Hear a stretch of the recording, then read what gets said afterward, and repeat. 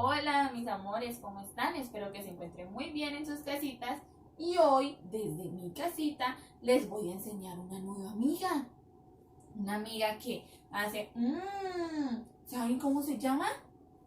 Esa amiga se llama la letra M de mono. La letra M de mano. De martillo. De manzana y de mamá.